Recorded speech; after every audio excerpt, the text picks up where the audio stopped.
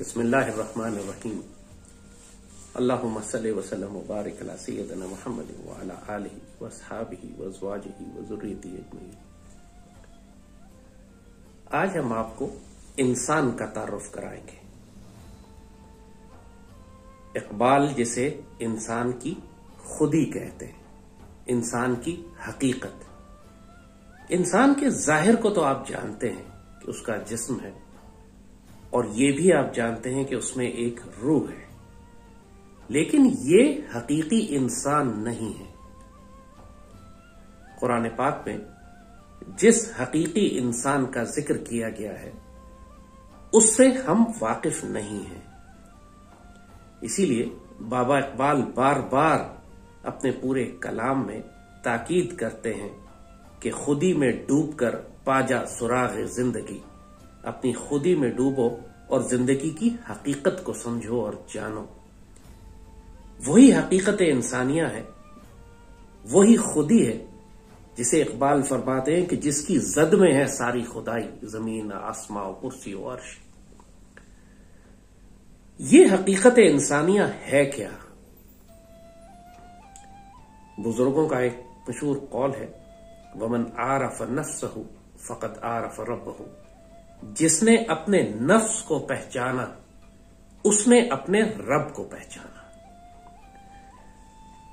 اقبال نے اپنا پورا فلسفہ خودی یا نظریہ خودی قرآن پاک سے لیا تھا، قرآن پاک کی اس آیت سے جس میں اللہ تعالیٰ فرماتے ہیں نسوا اللہ فانساہم انفسہم۔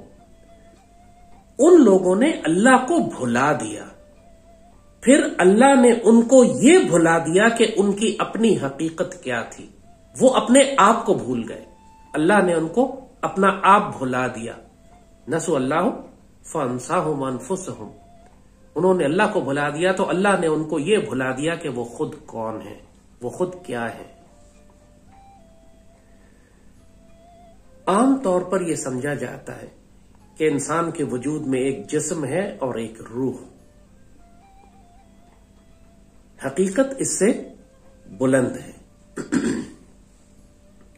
انسان کے وجود میں جو اصل حقیقی انسان ہے، قرآن اس کو اس کا انفس کہتا ہے،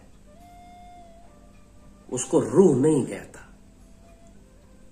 اس کو فقراء نے، اولیاء نے حقیقت انسانیہ کا ذکر کی لفظ استعمال کیا، انسان کی حقیقت۔ اور حقیقت انسانیہ انسان کے جسم اور انسان کی روح سے مختلف ہے۔ اقبال نے اس کے لیے خودی کا لفظ استعمال کیا ہے، قرآن پاک نے اس کے لیے انفس کا لفظ استعمال کیا ہے۔ آپ کو قرآن پاک میں وہ آیت ملتی ہے جس کو عہد الست کی آیت کہتے ہیں، جس میں اللہ تعالیٰ فرماتے ہیں کہ اللہ نے تمام انسانوں کے انفس کو، تمام انسانوں کی حقیقتوں کو جمع کر کر ان سے عہد لیا، الستو بربکم، کیا میں تمہارا رب نہیں ہوں؟ اور تمام انسانوں نے اللہ کے آگے فرمایا بلا، جی ہاں آپ ہمارے رب ہیں۔ اور اللہ نے کہا میں یہ عہد اس لیے لے رہا ہوں تم سے کہ بعد میں تم یہ نہ کہو کہ ہمیں حقیقت کا علم ہی نہیں تھا۔ یہ عہد الست اللہ تعالیٰ نے قرآن میں بہت تفصیل سے بیان فرمایا، لیکن یہ عہد کس نے لیا تھا اور کب لیا تھا؟ قرآن پاک اس معاملے میں بالکل واضح ہے کہ یہ عہد جب لیا گیا تھا اس وقت پوری کائنات کی تخلیق بھی نہیں ہوئی تھی، کوئی انسان نہیں بنایا گیا تھا۔ ظاہر ہے اگر ظاہری حوالے سے بات کریں تو یہ کروڑوں اربوں سال پہلے کی بات ہوگی۔ قرآن پاک میں عہد الست کا جس مقام پر ذکر کیا گیا ہے، تمام انسان جنہوں نے قیامت تک آنا تھا ان سب کی حقیقتیں وہاں موجود تھیں، اور ان سے اللہ نے سوال کیا الستو بربکم، کیا میں تمہارا رب نہیں ہوں؟ اور ہم سب نے اللہ کو کہا تھا بلا، جی آپ ہمارے رب ہیں۔ اور اس کے بعد جس انسان کا دنیا میں آنے کا وقت ہوا، اللہ نے اس کا جسم بنا کر اس کو دنیا میں بھیجتا گیا اور اس کے اندر وہی حقیقت انسانیہ، وہی اس کی حقیقت جس نے اللہ سے عہد الست لیا تھا، اس کو اس کے اندر داخل کر دیا، اور پھر وہ انسان دنیا میں اپنی ڈیوٹی پوری کرتا ہے، جو بھی سال اس کو ملتے ہیں، اور پھر وہ انسان زمین میں چلا جائے گا، مر جائے گا، لیکن اس کی حقیقت نہیں مرتی۔ وہ حقیقت جو عہد الست لے چکی تھی اس وقت سے موجود تھی اور انتظار کر رہی تھی کہ جب میرا جسم بنے گا اور میں اس کے اندر آؤں گی اور دنیا میں میرا امتحان ہوگا، اس کے بعد یہ جسم ختم ہو جائے گا، وہ حقیقت واپس لوٹ جائے گی اپنے رب کے پاس، اور قیامت کے دن اللہ اس جسم کو دوبارہ بنا دے گا، وہ حقیقت اس میں دوبارہ داخل کی جائے گی، اور اس کے بعد سزا و جزا ہوگا، اور اس کے بعد انسان جنت میں رہے خالدین فیہا ابدا، ہمیشہ ہمیشہ، یا جہنم کا عذاب لیتا رہے ہمیشہ ہمیشہ، وہ حقیقت اس کے اندر رہے گی۔ تو فنا انسان کے جسم کو ہے، حقیقت انسانیہ کو فنا نہیں ہے۔ وہ جو بابوں نے بات کہی تھی کن فیکون والے کل دی گل ہے، اسی پہلے پینگا لائیاں، کن فیکون تو ابھی کل کی بات ہے، ہم تو اس سے پہلے موجود تھے، کیونکہ اس عہد الست کے بعد اللہ نے کن فیکون فرمایا اور یہ پوری کائنات اور پورا نظام بنا، اور اس کے بعد پھر انسانوں کی بشریت بنا بنا کے اس کو دنیا میں بھیجا جانے لگا۔ اکثر لوگ کہتے ہیں کہ وہ عہد عالم ارواح میں لیا گیا تھا، لفظ ارواح استعمال ہوتا ہے۔ آپ نوٹ کریں کہ قرآن پاک میں اللہ نے کبھی روح کے لیے ارواح کا لفظ استعمال نہیں کیا۔ قرآن پاک میں کئی مرتبہ روح کا لفظ استعمال ہوا ہے، اور ہر دفعہ اللہ نے اس کو واحد مفرد کے طور پر استعمال کیا، سنگولر۔ فَنَفَخْتُ فِيهِ مِن روحی، اللہ فرماتے میں نے اپنی روح میں سے انسان کے اندر روح پھونکی۔ فَنَفَخْتُ فِيهِ مِن روحی، میں نے اپنی روح میں سے اس کے اندر روح ڈالی۔ تنزل الملائکۃ والروح، ملائکہ نازل ہوئے اور روح نازل ہوئی۔ قرآن میں جب بھی روح کا ذکر ہوا ہمیشہ واحد سنگولر استعمال ہوا۔ آج چونکہ ٹیکنالوجی کا دور ہے، لہذا بات کو سمجھانا قدرے آسان ہو جاتا ہے۔ آپ کے گھروں میں ٹیلی ویژن لگے ہوئے ہیں، ہر ایک کے پاس۔ آپ اگر اس ٹیلی ویژن کو دیکھیں تو اس میں کیا کیا حصے اس کے ہیں، ٹیلی ویژن آپ کس طرح دیکھتے ہیں؟ ایک اس کا جسم ہے، ٹی وی کی باڈی ہے جسے آپ کہتے ہیں، وہ جسم ہے جو دیوار پہ لگایا اپنی میز پہ رکھا ہے۔ دوسرا، اس ٹیلی ویژن کو آن کرنے کے لیے 220 وولٹ کا کرنٹ ہے جو باہر سے آ رہا ہے۔ جب تک وہ کرنٹ نہ لگا ہوا ہو آپ اس ٹی وی پہ کچھ نہیں دیکھ سکتے۔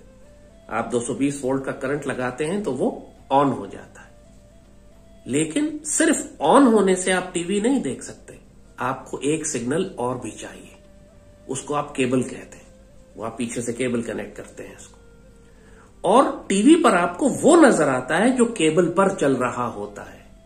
اس پہ آپ مدینہ مسجد نبوی کا چینل لگا دیں یا اس کے اوپر فحاشی اور ناچ گانے کا چینل لگا دیں، یہی ٹیلی ویژن آپ کا جسم اس کا وہی رہتا ہے، 220 وولٹ کا سگنل اس میں وہی رہے گا، لیکن اس کے چینل چینج ہوتے رہتے ہیں، تو کبھی آپ کو اس پر گناہ نظر آتا ہے، کبھی آپ کو اس کے اوپر خیر نظر آتی ہے۔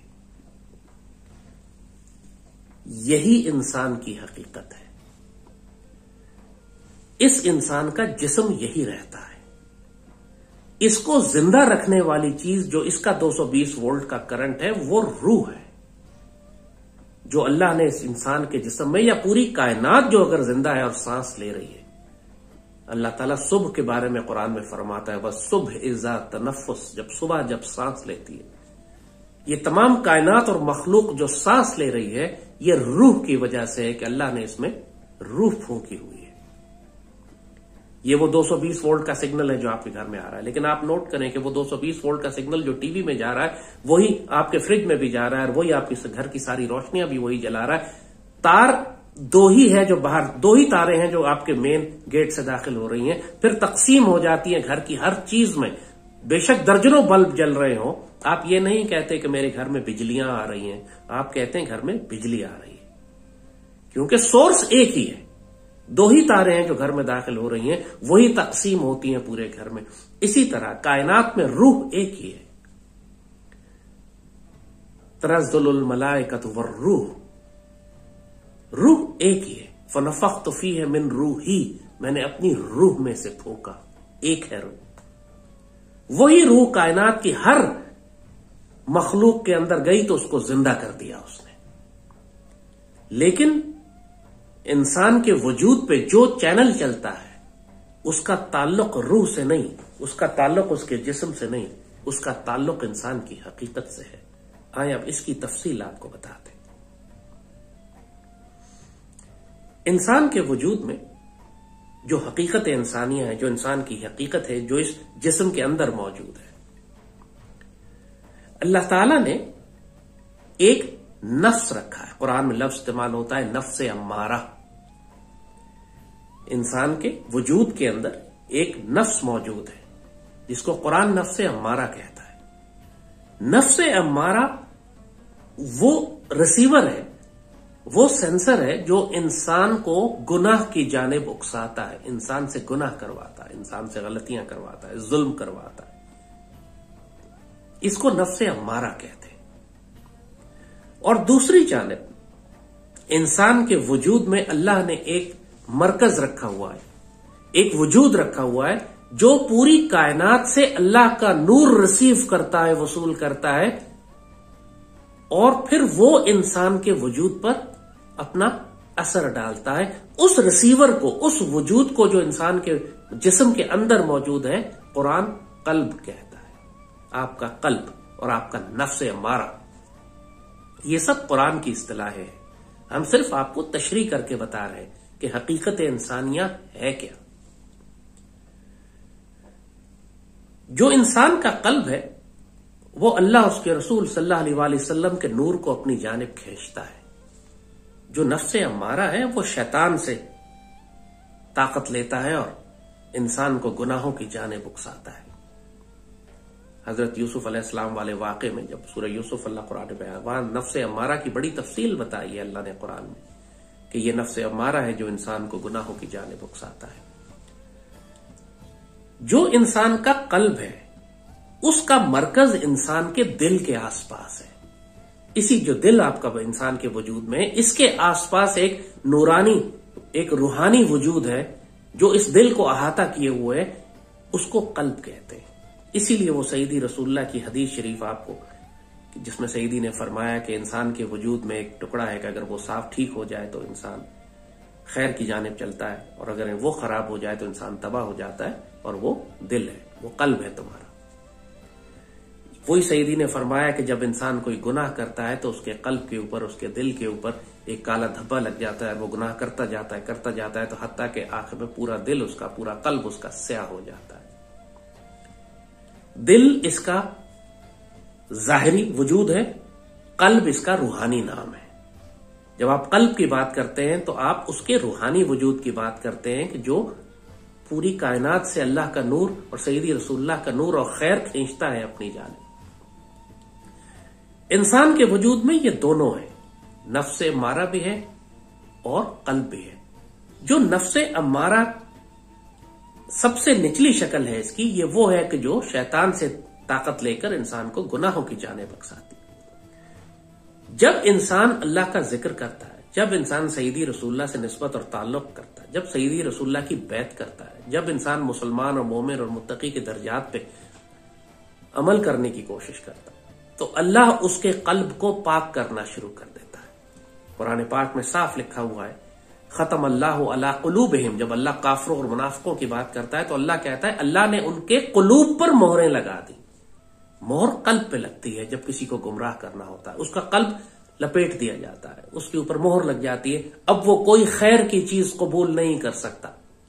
समझे कि वो कल्ब का जो सेंसर है, उसका जो सिग्नल है कायनात की खैर रिसीव करने वाला, अल्लाह उसको बंद कर देता है। ऐसा इंसान सिर्फ नफ्स अम्मारा रह जाता है, ऐसा इंसान सिर्फ नफ्स होता है, और वही फिर इंसान काफिर भी होता है, मुर्तिद भी होता है, मुशरिक भी होता है, जालिम भी होता है, दुनिया में तबाही और हलाकतें भी मचाता है। उसके पास हकीकत को जानने का कोई रास्ता नहीं होता, क्योंकि उसका कल्ब अल्लाह ने उस पर मोहर लगा दी है। कुरान फरमाता है आंखें अंधी नहीं होती, कल्ब अंधे होते हैं। कुरान का नजूल कल्ब पर होता है। जिसके कल्ब पर अल्लाह ने मोहर लगा दी اب اس کی کوئی امید نہیں ہے بچنے کی. اللہ جس کو تباہ و برباد کرنا چاہتا ہے اس کے قلب پر مہر لگا دیتا ہے، اور اللہ جس کو خیر دینا چاہتا ہے اس کا قلب اللہ خوبصورت سے خوبصورت تر کرتا چلا جاتا ہے.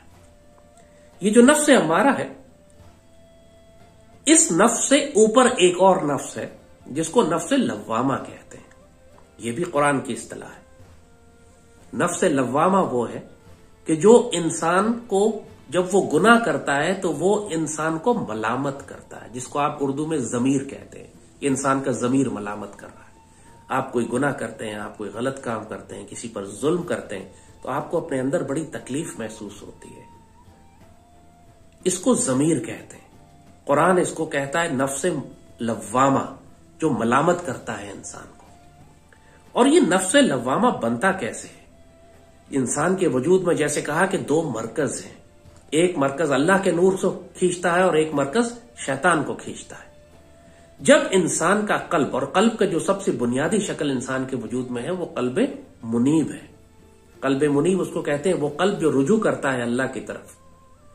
قلب منیب جب اللہ کی طرف رجوع کرتا ہے، اس سے ذکر کرتا ہے، اللہ سے تعلق قائم کرتا ہے، سیدی رسول اللہ کے آگے ادب اور محبت کا تعلق رکھتا ہے، تو اللہ اس قلب کو ترقی دے کر قلب سلیم بنا دیتا ہے. یہ بھی قرآن کی اصطلاح ہے.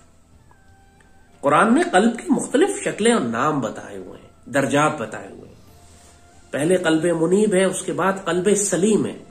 اور جو قلب سلیم والے ہیں، جن کو اللہ کہتا ہے یہ بہت پاکیزہ لوگ ہوتے ہیں. لیکن جب قلب اس سے بھی اوپر ترقی کرتا ہے تو قلب کا تیسرا درجہ قرآن بتاتا ہے، اس کو قلب شہید کہتے ہیں. اور وہ قلب کی معراج ہے.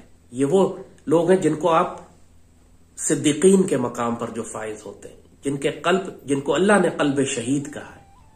یہ وہ لوگ ہیں کہ جو نبی نہیں ہیں لیکن نبیوں کے مقام پر ہوں گے، جیسے سیدی رسول اللہ نے فرمایا میری امت کے کچھ لوگ ایسے ہوں گے کہ جو نبی تو نہیں لیکن اللہ ان کو نبیوں کا مقام دے گا. تو جب انسان کا قلب ترقی کرتا ہے، اللہ سے خیر لیتا ہے، نور لیتا ہے، برکت لیتا ہے، اور یہ قلب انسان کے وجود کو کنٹرول کرتا ہے، یہ قلب انسان کے پورے وجود کو احکامات دیتا ہے اور انسان اپنے قلب کے تحت کام کرتا ہے، تو اس کا نفس امارہ دبنا شروع ہو جاتا ہے، اور نفس امارہ دب کے نفس لوامہ میں تبدیل ہو جاتا ہے. جو انسان جب بھی کوئی غلط کام کرنے لگے وہ نفس اس کو بتاتا ہے کہ تم یہ غلط کر رہے ہو. حرام اور حلال کی تمیز اس کے پاس آ جاتی ہے. اور جب مزید نور اس کو اپنے قلب کا ملتا ہے تو یہ نفس لوامہ اور ترقی کر کے نفس مطمئنہ بن جاتا ہے. اور قرآن پاک میں نفس مطمئنہ کی بہت خوبصورت آیتوں میں تشریح فرمائی ہے. یا ایتھا النفس المطمئنہ، اے مطمئن نفس، ارجع الی ربک راضیۃ مرضیہ، اپنے رب کے پاس تم اس طرح لوٹ کر آؤ کہ تمہارا رب تم سے راضی اور تم رب سے راضی. فادخلی فی عبادی وادخلی جنتی، آؤ اور میرے بندوں میں داخل ہو جاؤ اور میری جنت میں داخل ہو جاؤ. انسان جب اپنے نفس کو پاکیزہ کرتا چلا جاتا ہے، وہی نفس امارہ، نفس لوامہ، پھر نفس لوامہ سے نفس مطمئنہ. اب یہ نفس مطمئنہ جو ہے اس میں ہر شر نکل چکی ہے اس کے اندر سے. اب یہ شیطان سے سگنل نہیں لے سکتا، اب یہ صرف قلب سے سگنل لیتا ہے. اور انسان کی جو عقل ہے نا، انسان کی جو عقل ہے اس کو انرجی چاہیے ہوتی ہے، طاقت چاہیے ہوتی ہے دنیا کے کام کرنے کے لیے. اب وہ اختیار اس کے پاس ہے، انسان کے پاس، کہ وہ اپنی عقل کو طاقت قلب سے دیتا ہے یا اپنے نفس سے دیتا ہے. اگر انسان کی عقل نفس سے طاقت لے رہی ہے، نفس امارہ سے طاقت لے رہی ہے، تو وہ انسان دنیا میں شیطان ہوتا ہے. قرآن ان کو شیاطین کہتا ہے. قرآن کہتا ہے وَإِذَا خَلَوْا إِلَىٰ شَيَاطِينِهِمْ قَالُوا إِنَّا مَعَكُمْ نَحْنُ مُسْتَهْزِئُونَ. جب یہ اپنے شیاطین میں جاتے ہیں تو کہتے ہیں ہم تو مسلمانوں کے ساتھ مذاق کر رہے تھے. اللہ نے ان کو انسان نہیں کہا، اللہ نے ان کو شیاطین کہا. یہ دنیا میں جتنے بڑے بڑے فساد کرنے والے لوگ، جو اللہ رسول سے باغی، انسانیت کو ہلاک کرنے والے، اللہ کی مخلوق کو ہلاک کرنے والے، پورے دنیا کے نظام کو درم بھرم کر کے فساد کرنے والے، یہ سب وہ بڑے ذہین لوگ ہیں، بڑے جینیس ہیں، وہ بڑی عقلیں ان کی کام کرتی ہیں، مگر ان کی ساری انرجی، ان کی طاقت شیطان ان کے نفس امارہ کے ذریعے ان کے دماغ تک پہنچاتا ہے. اور وہ پھر ان کا شیطانی دماغ ہے، سب کہتے ہیں بڑا شیطانی دماغ ہے، یہ کس طرح دنیا میں تباہی مچا رہا ہے. ان کا قلب اس پر مہر لگ چکی ہوتی ہے، ان کا قلب مر چکا ہوتا ہے، ان کے قلب کے اوپر پردہ آ چکا ہوتا ہے، ان کے قلب اندھے ہو چکے ہوتے ہیں، وہ صرف نفس ہوتے ہیں، نفس امارہ ہی ہوتا ہے صرف، ان کے پاس نفس لوامہ بھی نہیں ہوتا، ان کے پاس نفس مطمئنہ تو ہو ہی نہیں سکتا۔ اب آپ کو سمجھ میں آئے گا کہ پوری دنیا میں جو لوگ بالکل ناقابل برداشت ہو جاتے ہیں، بالکل گمراہ ہو جاتے ہیں، ان پر مہریں لگ جاتی ہیں، ختم اللہ علی قلوبہم وعلی سمعہم وعلی ابصارہم غشاوہ، اللہ نے مہریں لگا دی ان کی آنکھوں پہ، کان پہ اور ان کی آنکھوں کے آگے پردے۔ یہ وہ لوگ ہیں کہ جو اپنے آپ کو مکمل طور پر شیطان کے حوالے کر دیتے ہیں، اور ان کی ساری عقل جو طاقت لے رہی ہوتی ہے وہ نفس امارہ سے لے رہی ہے، اور نفس امارہ صرف شیطان سے طاقت لے رہا ہوتا ہے۔ اور دوسری جانب اگر اس عقل کو انرجی اور نور اور طاقت قلب سے مل رہی ہے تو یہ پھر عقل سلیم بن جاتی ہے، یہ مہذب مؤدب عقل، پھر یہ وہ عقل ہوتی ہے کہ جو پوری دنیا میں خیر پھیلانے کا باعث بنتی ہے۔ اللہ نے عقل اس لیے دی ہے کہ دنیا کے معاملات انسان استعمال کرے، دنیا کا نظام کیسے چلانا ہے، حکومت کیسے چلانی ہے، ملک میں صنعتی ترقی کیسے لے کر آنی ہے، انسانیت کی فلاح اور بہتری کے کام کیسے کرنے، یہ سارے کام انسان اپنی عقل سے کرتا ہے۔ لیکن اگر اس عقل کے پیچھے قلب ہے، اس کو انرجی اور نور اور طاقت اپنے قلب سے مل رہی ہے، تو وہ عقل انسانیت کی خیر اور فلاح کے کام کرے گی، اس سے فساد نہیں نکلے گا۔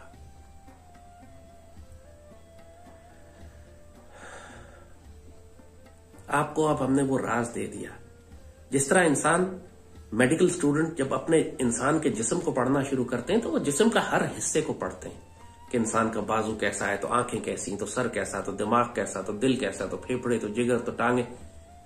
پورا میڈیکل کی تعلیم آپ کو انسان کے جسم کے بارے میں بتاتی ہے صرف، لیکن قرآن اور معرفت اور سنت اور سیدی رسول اللہ کی حدیث مبارکہ آپ کو حقیقی انسان کے بارے میں بتاتے ہیں، اور حقیقی انسان کا تعارف بھی اتنا ہی ضروری ہے جتنا آپ کو صحت، تندرستی اور سلامتی کے لیے انسان کے جسم کا تعارف ضروری ہے، جبکہ حقیقی انسان اس سے زیادہ ضروری ہے۔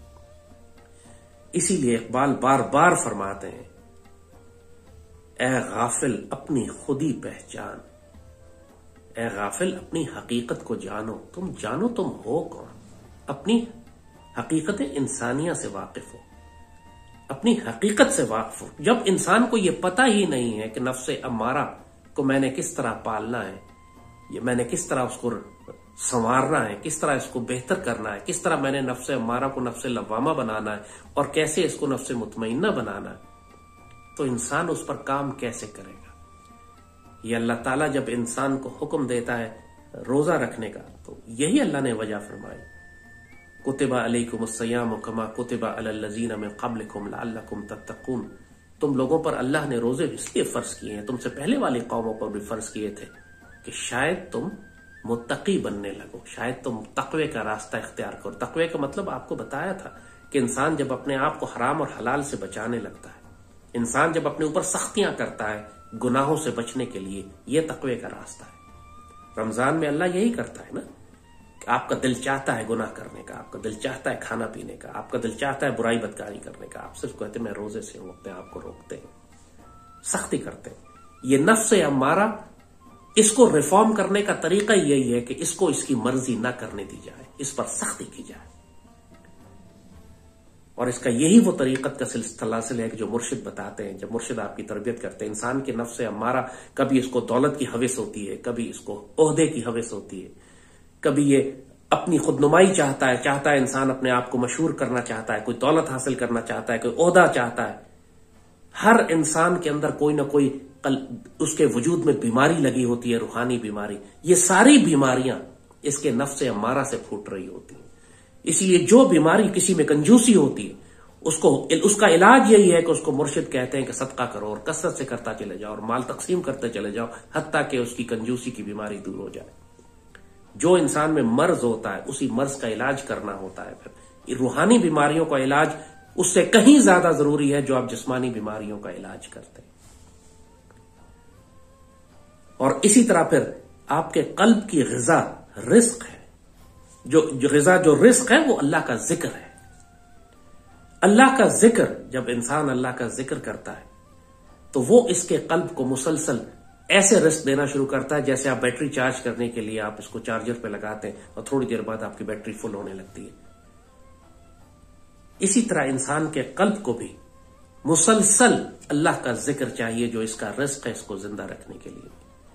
یہی اللہ کا ذکر اس قلب منیب کو قلب سلیم بناتا ہے، قلب سلیم کو قلب شہید بناتا ہے. اور پھر جب پورے وجود میں یہ نور اور خیر پھیل جاتی ہے، قلب شہید وہ مقام ہوتا ہے جہاں پہ سیدی رسول اللہ نے وہ دعا فرمائی ہے کہ یا اللہ میرے ہاتھ کو نور کر دے. دعائے نور جو بہت مشہور ہے کہ میرے پاؤں کو نور کر دے، میرے ہاتھ کو، میری آنکھوں کو، میرے آگے، میرے پیچھے، میرے دائیں، میرے بائیں، ہر طرف نور ہی نور کر دے میرے. یہ وہ مقام ہے جب انسان قلب شہید کے مقام پر فائز ہو جاتا ہے، جہاں پہ سیدی نے فرمایا کہ اللہ کے نور سے مومن کی فراست سے بچو. اتقوا بفراست مومن ہو ینظر بنور اللہ. مومن کی فراست سے بچو، وہ اللہ کے نور سے دیکھ رہا ہوتا ہے. اور یہ مومن کے لیے اللہ نے تحفہ دیا ہوا ہے. سیدی رسول اللہ کی امت میں یہ مومنین کے تحفے عام ہیں. جو اس مقام پر پہنچے گا، جو اس قلب منیب سے قلب سلیم اور قلب شہید کے مقام پر پہنچے گا، جو نفس امارہ کو قابو کر کے اس کو نفس لوامہ سے نفس مطمئنہ تک لے کے جائے گا، یہ سارے تحفے اسی کے لیے ہیں. وہ اللہ کے نور سے بھی دیکھے گا، وہ قہاری ہو، غفاری ہو، قدوسی ہو، جبروت بھی ہوگا. وہ ہر لہجے میں اللہ کی برہان ہوگا. ہر لہجہ ہے مومن کی نئی آن نئی شان، کردار میں گفتار میں اللہ کی برہان. اس کا وجود گواہی دے گا کہ اللہ ہے. اس کا وجود گواہی دے گا کہ سیدی رسول اللہ اللہ کے رسول ہیں. ایک مومن کو دیکھ کر اس کی آنکھوں میں جلال ایسا ہوگا کہ آپ اس کی آنکھوں میں نہیں دیکھ سکیں گے. اس کو رب سے دعا کے لیے ہاتھ نہیں اٹھانے پڑیں گے کہ اللہ اس سے خود پوچھے گا کہ بتا تیری رضا کیا ہے. اس کا اللہ سے ایسا یارانہ ہوگا کہ جب وہ اللہ پر کسی بات کی قسم کھا لے تو اللہ کی غیرت گوارا نہیں کرے گی کہ اس کی قسم کو توڑ دے. یہ ہے مومن کی شان، اور یہ ہے وہ حقیقی انسان، حقیقی مومن، جس نے اپنے وجود میں اپنے نفس کو قابو کر کے، نفس امارہ کو قابو کر کے، اس کو ریفارم کر کے، اس کو بہتر کر کے، اس کا تزکیہ کر کے، اس کو پاک کر کے نفس لماوہ اور نفس مطمئنہ تک چلا گیا. اور پھر جس کو نفس مطمئنہ کو اللہ نے فرمایا یا ایتھا النفس المطمئنہ ارجعی الی ربک راضیۃ مرضیہ. نفس مطمئنہ والوں کی نشانی دنیا میں یہ ہے جو اللہ نے قرآن میں بتا دی ہے کہ وہ اللہ سے راضی ہوتے ہیں اور اللہ ان سے راضی ہوتا ہے. جب آپ کسی شخص کو یہ دیکھیں کہ وہ اللہ سے راضی ہے، سمجھ جائیں کہ وہ نفس مطمئنہ کے مقام پر ہے. اس کو دنیا کا کوئی بھی نقصان ہو جائے وہ اللہ سے کبھی شکوہ اور شکایت نہیں کرے گا. ہمیشہ یہی کہے گا انا للہ و انا الیہ راجعون. میرے مالک آپ کا شکر، آپ کے دیے ہوئے تحفے تھے، آپ نے واپس لے لیے. وہ کبھی اللہ سے شکوہ نہیں کرے گا. وہ اللہ سے چونکہ راضی ہوتا ہے اس لیے اللہ اس سے راضی ہوتا ہے. یہ نفس مطمئنہ کی نشانی ہے. اب آپ کو حقیقت انسانیہ آج ہم نے بتائی. انسان کی جو روح ہے، جب انسان سوتا ہے، جب انسان سو رہا ہوتا ہے، اس کی جسم آرام کر رہا ہوتا ہے، روح اس کے جسم میں موجود ہوتی ہے. ظاہر ہے روح نکل جائے تو انسان تو فوت ہو جائے گا، لیکن جو کائنات میں سیر کرتا پھرتا ہے وہ اس کی حقیقت ہے جو سیر کرتی ہے. انسان کی ریالٹی، اس کا انفس، اس کی خودی، اس پر انشاءاللہ تفصیل سے آگے بات کریں گے کہ انسان کی اس حقیقت انسانیہ کا جب انسان سوتا ہے تو اس وقت کون سا ایک نئی ڈائمنشن ہے، ایک نیا مقام ہے، ایک نیا سفر ہے جو شروع ہوتا ہے.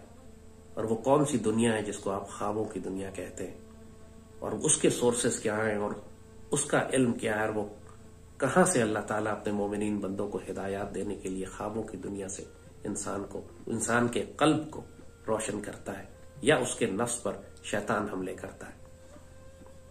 آج آپ کو حقیقت انسانیہ بتا دی. یہ راز سب اللہ کے ولیوں کو، درویشوں کو، فقیروں کو معلوم ہے. بابا اقبال کا کلام اب آپ پڑھیں گے تو آپ کو سمجھ آئے گا. اب جہاں پہ بھی خودی کا لفظ استعمال ہو، لوگوں نے اس کی عجیب و غریب انٹرپریٹیشن کرنے کی کوشش کی. حقیقت یہ ہے کہ یہ عقل سے بات آنے والی ہے نہیں. جب تک کہ آپ خود اس سفر پہ نہ چلیں، جب تک کہ آپ نے خود مشاہدہ نہ کیا ہو، جب تک آپ کو خود علم الیقین نہ ہو، جب تک آپ نے آنکھ سے دیکھ کر عین الیقین نہ کیا، اور جب تک آپ نے خود یہ سفر نہ کیا ہو کہ حق الیقین کے سفر سے گزر جائے، اس وقت تک یہ حقیقت انسانیہ انسان کو سمجھ آ نہیں سکتی. یہ گفتگو کے الفاظ کی، بات چیت کی اور بحث کے مقامات ہی نہیں ہیں. یہ وہ سفر ہے جس پر آپ کو گزرنا پڑتا ہے، اور اس کے لیے آپ کو ایک مرشد اور ایک استاد چاہیے، کوئی انسان خود نہیں گزر سکتا اس سے۔ یہ وہ مقامات ہے جہاں پر آپ کو تزکیے کی ضرورت ہوتی ہے، جہاں پہ آپ کو نگاہ مرد مومن کی ضرورت ہوتی ہے۔ بابا اقبال فرماتے کہ تیرا علاج نگاہ کے سوا کچھ بھی نہیں، کوئی اندازہ کر سکتا ہے اس کے زور بازو کا کہ نگاہ مرد مومن سے بدل جاتی ہیں تقدیریں۔ تو نگاہ مرد مومن چاہیے ہوتی ہے آپ کو، کوئی اللہ کا بندہ چاہیے ہوتا ہے جو آپ کے لیے دعا کرے، جس کی نگاہ آپ کو لگے، جو آپ کو انرجائز کر دے۔ جس طرح ایک مقناطیس کے پاس جب آپ لوہے کا ٹکڑا لاتے ہیں تو لوہے کے ٹکڑے کے اندر بھی وہ مقناطیسی طاقتیں آنی شروع ہو جاتی ہیں۔ اللہ کے بندے ایسے ہی ہوتے ہیں۔ آپ کو کسی ایسے وجود کو تلاش کرنا ہوتا ہے جس کے اندر انرجی سورس قلب کا پوری طرح چل رہا ہو، اس میں ہائی انٹینسٹی ریڈیشنز ہوں اس کے اندر خیر کی، اور جب آپ اس کی محفل میں آتے ہیں تو آپ کے پورے وجود کے اندر جتنی شیاطین کے سگنلز ہیں وہ ان کو بلاک کر دیتا ہے۔ صحابہ کرام نے فرمایا سیدی رسول اللہ سے، یہ میں ہوائی باتیں نہیں کر رہا، سیرت مبارکہ میں سیدی رسول اللہ کی سنت میں یہ سب کچھ لکھا ہوا ہے۔ صحابہ کرام تشریف لائے سیدی رسول اللہ کے پاس، فرمایا سیدی جب ہم آپ کی محفل میں ہوتے ہیں تو ہم پوری کائنات کی سیر کرتے پھرتے ہیں، ہمیں ہر چیز نظر آنے لگتی ہے، کائنات کے راز کھولنے لگتے ہیں ہمارے سامنے، لیکن جب ہم آپ کی محفل سے نکل کر دور جاتے ہیں تو بالکل نارمل آدمی ہو جاتے ہیں، وہ کیفیت ہی وہ نہیں رہتی۔ سیدی نے فرمایا جس کا مفہوم ہے کہ اگر ہر وقت تمہاری وہی کیفیت رہے جو میری محفل میں ہوتی ہے تو تم فرشتوں کو چلتے پھرتے دیکھ رہے ہو۔ اللہ اکبر وللہ الحمد، اللہم صلی وسلم وبارک علی سیدنا محمد وعلی آلہ وصحبہ وسلم۔ تو آج آپ کو حقیقت انسانیہ کا تعارف کرایا ہے، اور سب کچھ جیسے آپ نے دیکھا سب کچھ قرآن پاک میں لکھا ہوا ہے، سب کچھ سیدی رسول اللہ کی سنت ہے، سب کچھ وہ ہے جو اولیاء اور بزرگوں اور فقراء نے اس کی تشریح کی ہے۔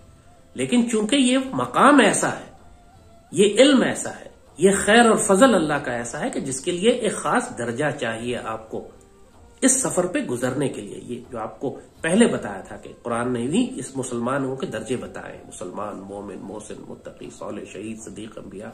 ظاہر ہے کہ جو رزق اور جو نصیب اور جو علم انبیاء اور صدیقین کے لیے ہے وہ ایک عام مسلمان اور مومن کے لیے نہیں ہے۔ آپ کو اپنے قلب کو اس مقام تک لانا ہوتا ہے کہ آپ ان رازوں کو جان سکیں، محسوس کر سکیں۔ آج یہ ساری تفصیل قرآن پاک اور سنت کے حوالے سے، سیدی رسول اللہ کی سیرت مبارک اور حدیث کے حوالے سے آپ کے سامنے رکھی۔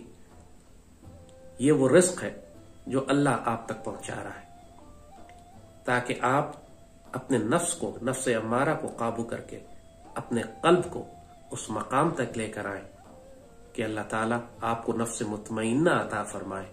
اور جب انسان اس مقام پر پہنچتا ہے تو خود رب اس سے کہتا ہے یا ایتھا النفس المطمئنہ ارجعی الی ربک راضیۃ مرضیہ، ہے نفس مطمئنہ اپنے رب کے پاس اس حال میں لوٹ کر آؤ کہ تمہارا رب بھی تم سے راضی ہے اور وہ تم اپنے رب سے راضی ہو۔ اللہ ہمیں نفس مطمئنہ، قلب منیب، قلب سلیم اور قلب شہید کی درجات عطا فرمائے، اور انبیاء، صدیقین، شہداء اور صالحین کے ساتھ رکھے، اور اللہ ہم کو اس جماعت سے بچائے جو مغضوب علیہم اور الضالین ہے۔ آمین۔ اللہم صلی وسلم وبارک علی سیدنا محمد وعلی آلہ وصحبہ وسلم۔